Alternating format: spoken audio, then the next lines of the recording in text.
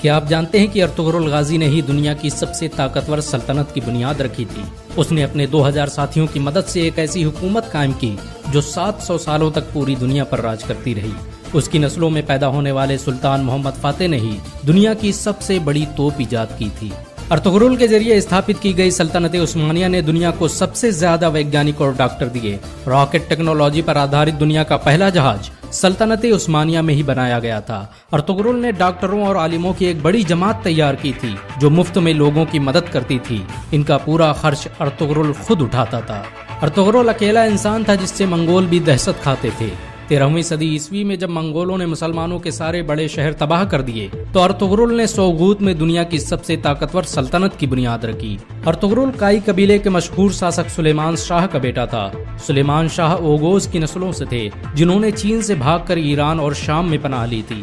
آپ کو یہ جان کر حیرانی ہوگی کہ چین میں آج جن اوئیگر مسلمانوں پر ظلم ہو رہا ہے وہ اوغوز کی نسلوں اور ارطغرل کے خاندان سے تعلق رکھتے ہیں۔ بہت کم لوگ جانتے ہیں کہ ارطغرل غازی نے قرآن کو اپنا سنویدھان بنایا تھا۔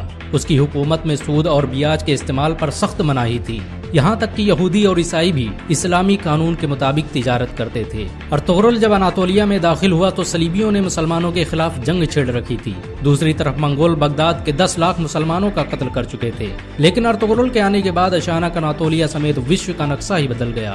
ارطغرل کی شجاعت اور ہمت سے دشمن بھی کانپتے تھے۔ اس نے اپنے چند ساتھیوں کی مدد سے چنگیز خان کی فوجوں کو گھٹنے ٹیکنے پر مجبور کر دیا۔ صلیبیوں اور منگولوں کے خلاف ارطغرل کے جذبے کو دیکھتے ہوئے سلجوقی سلطان علاؤالدین کیقوباد نے اسے انکارا کی زمینوں کا مالک بنا دیا۔ ارطغرل قرآن کے بنائے اصولوں کے مطابق حکومت کرتا تھا۔ اس کی نظر میں سب برابر تھے۔ یہی وجہ ہے کہ اس سے پربھاوت ہو کر بہت سے لوگ مسلمان بن گئے۔ چنگیز خان کے سپہ سالار اور صلیبی کمانڈروں نے بھی ارطغرل کے ہاتھوں اسلام قبول کر لیا۔ اناطولیہ کی سرحدوں میں آ کر ارطغرل نے سب سے پہلے سوغوت کا قلعہ فتح کیا۔ یہ وہی قلعہ تھا جہاں پر ہزاروں مسلمان قتل کیے گئے تھے۔ سوغوت کو فتح کرنے کے بعد ارطغرل نے وہاں ایسا نظام قائم کیا کہ وہ سلجوقی سلطنت کا سب سے امیر شہر بن گیا۔ اس کی حکومت میں یورپ کی ایک بڑی آبادی ویاپار کرنے سوغوت آتی تھی۔ ارطغرل بڑا ہی انصاف پسند تھا۔ اس کی تلوار ہمیشہ میان سے باہر رہتی تھی۔ سلجوقی سلطنت کے خلاف سازش رچنے والے سعد الدین کوپیک سے لے کر کمانڈر ڈریگوس کو اس نے سرعام قتل کر دیا تھا۔